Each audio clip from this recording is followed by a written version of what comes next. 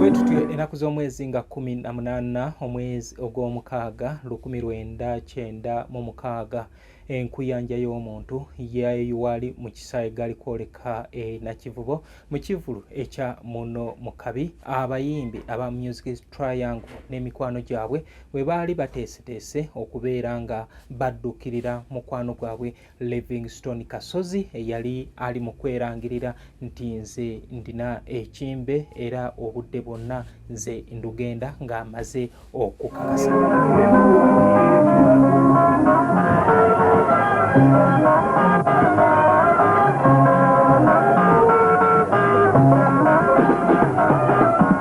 Bwetutyo Livingstone Kasozi wakati mu kivulu ekyatumibwa Artists Fighting Show One World One Hope nga kyateekebwa aba Pride Productions nga kwaliko ebikonge bingi ebyavujjirira enteekateeka eno. Kwaliko Chairman Bia ESB ndooza abanywako ku mwenge ogwo mukyagutegeera bulungi. Nairobi Coca-Cola n'ebitongole ebirala byateekamu ssente ez'enjawulo era omuyimbi Livingstone Kasozi awo n'aweebwa ebitiibwa eby'enjawulo nga eyali Minister wa Health ow'ebyobulamu obudde obwo yamuwa the highest distinguished Dr.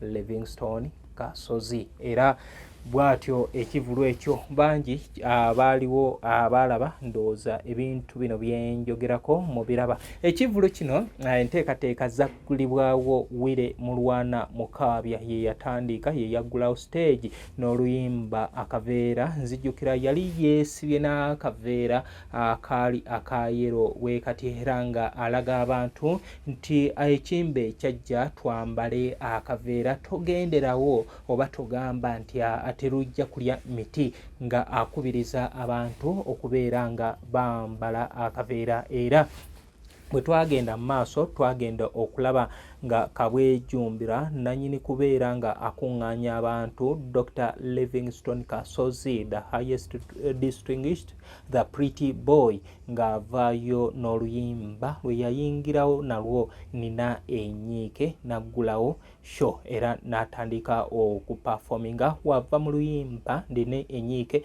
yazzaako oluyimba olwa Nkaabira Mabujje ng'olwo yalukola mu 1995 ng'alaga butya abaana bwe bayinza okubeera nga babonaabona ku mulembe ogw'omu maaso naddala singa abazadde baba tebafuddeeyo.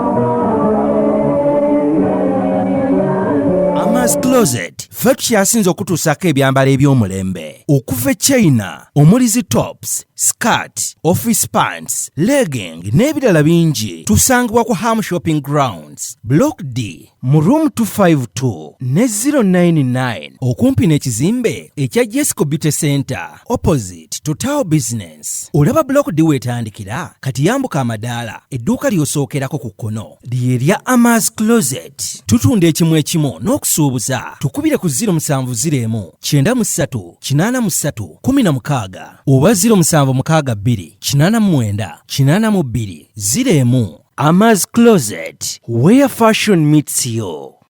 New Subs Fashions tukutuusaako ebiteeteeyi kw'ossa abaya, engatto, ensawo z'abakyala, jackets, jeans n'ebirala. Tusangibwa ku Wilson Street ku kizimbe ekya Sunset Arcade ground floor shop number 2. Okututuukako va ku Pioneer Mall otambule nga dda ku Arua Park yisa ekizimbe ekya Wilson 1 oyite ku Health Link Pharmacy. Kati awo weekoma yambuka amadaala gakuyingize ku Sunset Arcade. Awo ng'otutuuseeko engoye zaffe tuzijja China, Egypt, Vietnam n'amawanga amalala. Omukyala omwambazi omulungi ayambala naffe.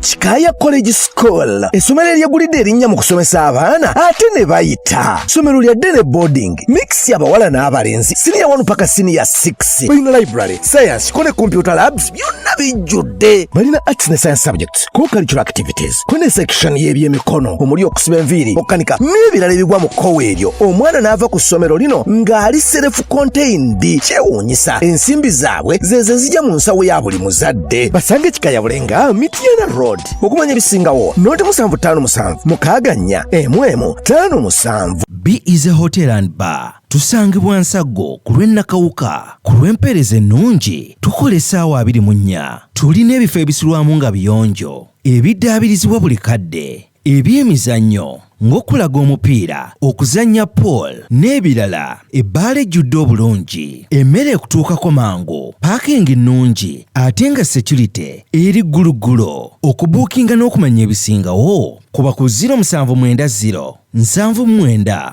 12 04 oba 058 98 77 34. You are not easy when you are not at B is a hotel and bar. Come and experience the ultimate in comfort, entertainment and security with B is a hotel and bar. Nsago Nakauka Road. Plan B Records ye studio yokka ekuwa ekiri ku mulembe. Oyagala ku recordinga luyimba ku Plan B Records tulikodinga nyimba ez'ekika kyonna nga raga, reggae, kadongo kamu, afrobeat, band music n'ebika bya music byonna eby'enjawulo. Era tukozesa ba producer abalina obukugu. Kati gwalina essomero, kwaya naawe omuyimbise kinoomu, jangu tukolere oluyimba oluli ku mutindo ku miwendo egy'okuteesa. Plan B Records.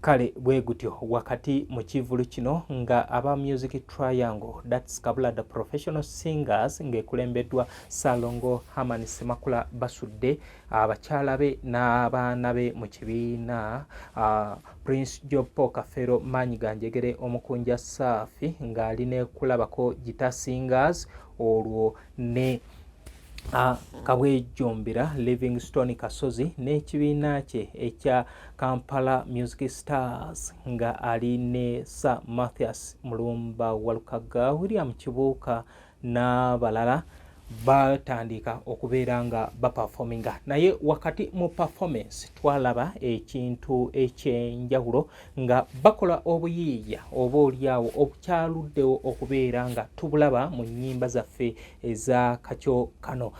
Basatu abo beekwatakwata ne bayimba oluyimba olwa Ssalongo Herman Ssemakula Basudde ekiwuka ekyagwa mu ntamu, era nga buli omu ajja n'ayimbamu ekitundu. Twagenda okumaliriza nga ffenna tuyinza okukkiriziganya nti bali ababiri Livingstone Kasozi ne Prince Job Kafeero bamaliriza bawambye Herman Ssemakula Basudde ng'oluyimba balumwambudde ne balwambala. Era Prince Job Kafeero ndowooza woba ogoberedde bulungi video oba nga oze olaba performance eno oyinza okukkiriziganya nange nti ye teyakomaawo n'oluyimba yadduka nalwo buddusi. Kyekyo ekitulaga obuyiiya oba creativity y'abasajja abo nti omuntu yali asobola okujja na performinga ekintu kya munne ate n'akinyumisa n'oba nga toyoya na nanyini. Era bangi ndowooza we mutuuka ku performance nga we tuziraba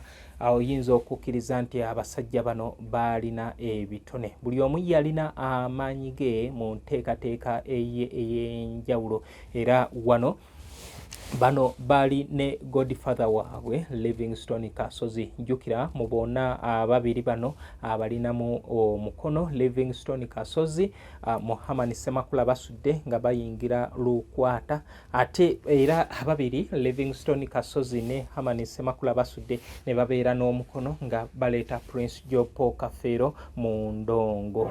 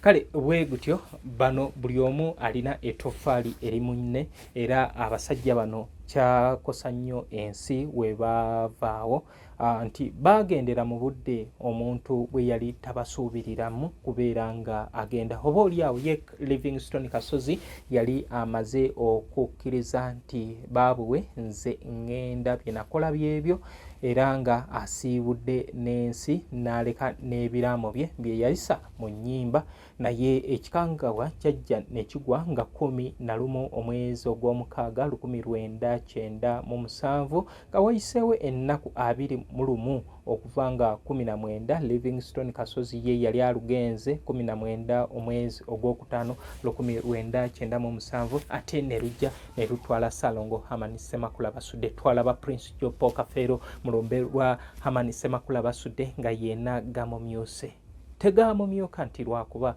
Hamani agenze naye gamumyuka nti bakama be bonna bamuweddeko asigadde tayo Livingstone Kasozi we yagenda at least yali agamba nfunye akawuzi ngenda sigala nga ntambula noono naye ate munnange teyakomaawo olumbe ne lutwala kale bwe tutyo tuli mu kulaba performance Hamani Ssemakula Basudde nga awambibwa enteekateeka eno njiweereza omuwagizi wa Kadongo Kamu yenna eyo gyali n'empeereza puroguramu eno abantu ab'enju zino essatu kwosa n'abo abaali mu bivulu waliwo mukuye Eddie ye aŋŋamba nti yali mwana muto naye daddi we yamutwalanga mu bintu bino era nsaba nnyo nti ffe abali wano tukozese omukisa guno okubeera nga tukwatanga abaana tubatwale mu bintu eby'enjawulo oba oliawo kyekigenda okubeera nga kituleetera abaana abo okusikira ebintu byaffe bino babeere nga babyagala tebajja kubyagala ng'eno mu buto mubadde mubagobaganya kale bwe gutyo program njiweerezaako famire ya Hamani Ssemakula Basudde mama Aisha Nakito oli otya mukwano gwange waliwo Nakato ogamba otya munnange weebala ekyo kyonna gy'otuusaako waliwo bwana Nsereko bwana Kataayi abantu abagezezaako okubeera nga balaba nti Hamani Ssemakula Basudde asigalawo ndina mukodomi wange mutabuliki naye tetuli in good terms naye ate mukodomi wange kati waliwo Omala Andrew Suzanne Sozi Makumbi Junior abo bonna tiimu Hamani Ssemakula Basudde sikomaawo n'empeereza puroguramu eno maama Namanda Florence namwandu wa Livingstone Kasozi n'empeereza Sematimba Regan n'empeereza Nansubuga Diana n'enjiweereza Serwanga n'enjiweereza Muzeeyi Ssalongo Kizito Frederick omukulu wa Livingstone Kasozi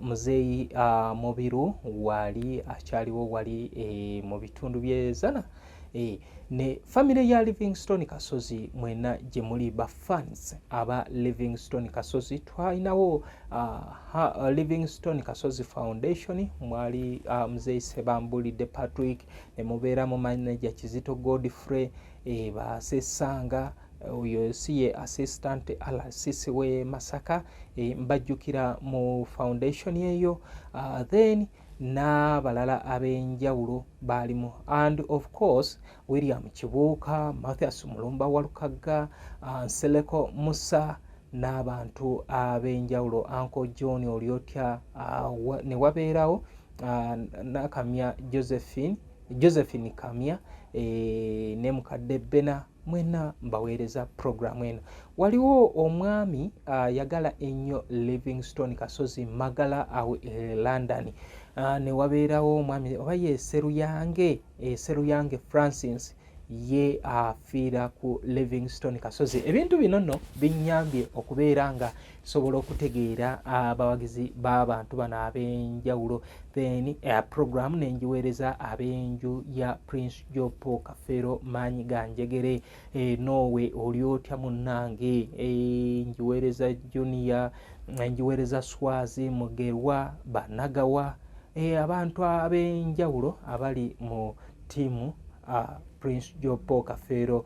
Ne tubeera ne mukadde waffe omukoddomi wange Enjo Sekandi. Nagezaako okubeera nga mukikitanya ampeeye enkoko kubanga namuwa mwanyinaze, naye munange yamaaliriza ngamba muko gwa alina okumpa enkoko. Abantu bamwe bano mukimanyi bulungi nti tebakuumika, nammwe temusobola kubakkiriza kubeera nga bajja babeere ewammwe.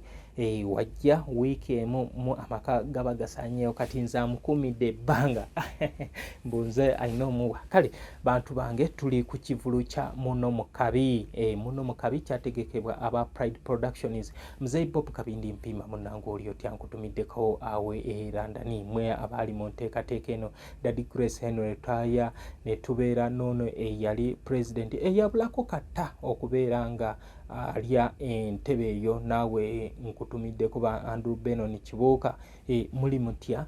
Mwebale enteekateeka. Mzee Kabyanzo, Charles Mugenyi Sumaati, ntegedde ne waliwo Jeff Moses Semakula, abantu ab'enjawulo. Kale bantu bange, programu bagamba nti eteekebwamu ssente. Ababbi is a hotel and bar basangibwa wali Ensago. Bakugamba nti genda obeere nga weefunira ebyokulya n'ebyokunywa kw'ossa n'okubeera nga ofuna ekifo osobola okuwummulira. FIFA Club World Cup egenda kutuuka ku nkomerero, ate club ziri mu kubeera nga zeeteekateeka okubeera nga zitandika liigi empya, era n'abamu ndowooza bo bamativu n'ebifo byabwe ebyo bye baakwata, era y'ensonga lwaki olaba abamu tebazuukuka. Ttiimu ezimu zigezezaako okubeera nga zireeta emigga emipya, naye ate oli akanya kuteekayo paliso. Tujjamu woggola nga 17 kato mulumbe atuwulire. Kale agende emipiira ogenda kubanga ogirabira ku BEZ Hotel and Bar. Tulina new subversions abo basangibwa ku Sunset Arcade. Bakugamba nti genda obeere nga weefunira ku ngoye empya. Ugende obeere nga weefunira ku ngoye ez'abakyala. New subversion eri ku Sunset Arcade, tambulanga ova ku Pioneer Mall oda ku Alua Park. Ogenda kuyisa Wilson 1 odako ku Health Link Pharmacy. Health Link Pharmacy wekoma yambuka amadaala ago. Ku mukono gwo ogwa ddyo ogenda okusanga New Subversions mukyala Namatovu Fatuma Hajati wali okubeera nga akuweereza. Hajati munnange oli otya? Akansubire nti Haji mulungi, webale okubanga omukuuma n'abato. Kati woovaawo ogenda kukkirira ku Ham Shopping Grounds Block D, we wasangibwa Amas Closet for Tops and More. Ugenda weefunire engoye ez'enjawulo. Engoye zaabwe tebaziseera, era engoye mu bika eby'enjawulo ogenda kubanga ozifuna ewa mukyala Mawejje na Lubega Brenda. Genda obeere nga obawagira. Kikaya College and Vocational School bali wali Bulenga ku 7 badde ne boarding arts ne sciences. Ku vocational buli kosi y'omutwe bagiteekako essira, kati eno ku secondary IT ne olulimi Oluchina babitaddeko nnyo essira. St. Mike Educational Center bali Kiwanga Mukono. Twinex International eyeyo eri Bulaga ku Lw'Emityana. Then ne tubeera ne Plan B Records. Gwe yeetaage ennyimba zino ogenda kunsanga Kasubi ku basooka kwa Vula Stage. Muntu wange, ekitabo kino weekiri kya mukadde waffe Mzee Magala. Abaganda abasukkulumo mu myaka 24 musajja wa Kabaka omulyanaka Magala tazibwawo bali kyewuunya kitasimbwa goyambadde. Musajja alumbwa muzzukulu wa SCL na Kibuuka yazaalibwa mu 1917 omwaka gwe gumu n'ekitange omugenzi BK Kalisenga gwe yazaalibwamu. Kati kye kino ekitabo kya Mzee Magala kigula emitwalo 10. Osobola okisanga ano oba tusobola okikolera delivery. Sente oziteeka ku ssimu zibanga ekitabo kino kyekutuukako. Kale bantu bange abeetaaga ebintu bino nsaba muntuukirire. Kale katweyongereyo ne program.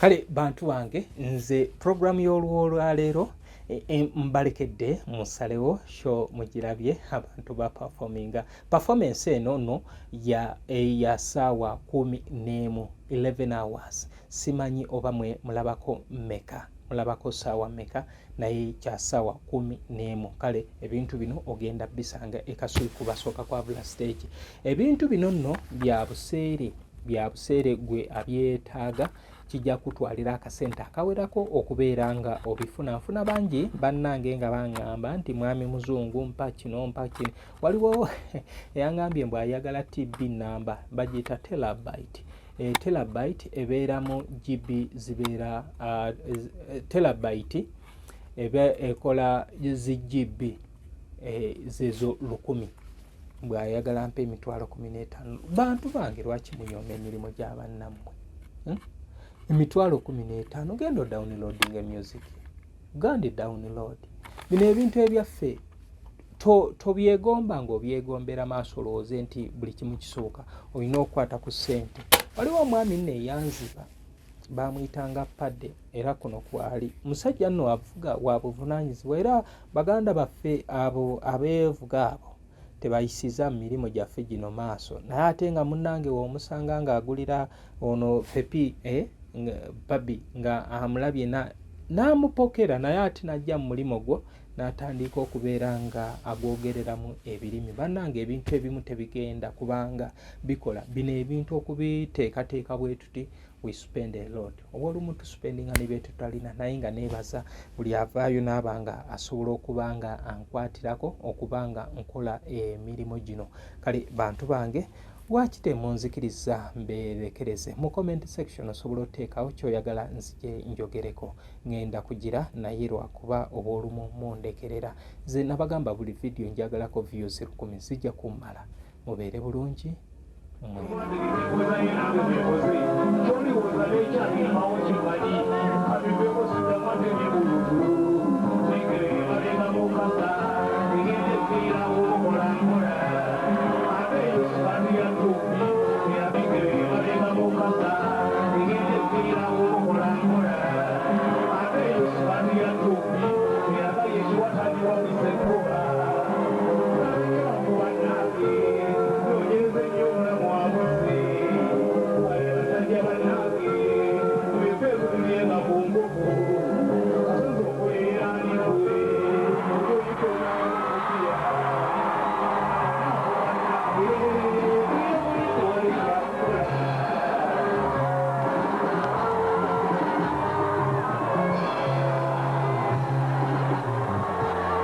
Ama's Closet ffe tukyasinza okutuusako ebyambalo eby'omulembe okuva e China omuli zi tops, skirt, office pants, legging n'ebirala bingi tusangibwa ku Ham Shopping Grounds Block D mu room 252 ne 099 okumpi n'ekizimbe ekya Jesco Beauty Center opposite Total Business. Olaba Block D wetandikira kati yambuka amadaala edduuka ly'osookerako ku kkono ly'erya Ama's Closet. Tutunda ekimu ekimu n'okusuubuza tukubire ku 0701 93 83 16 oba 0762 89 82 01. Ama's Closet, where fashion meets you.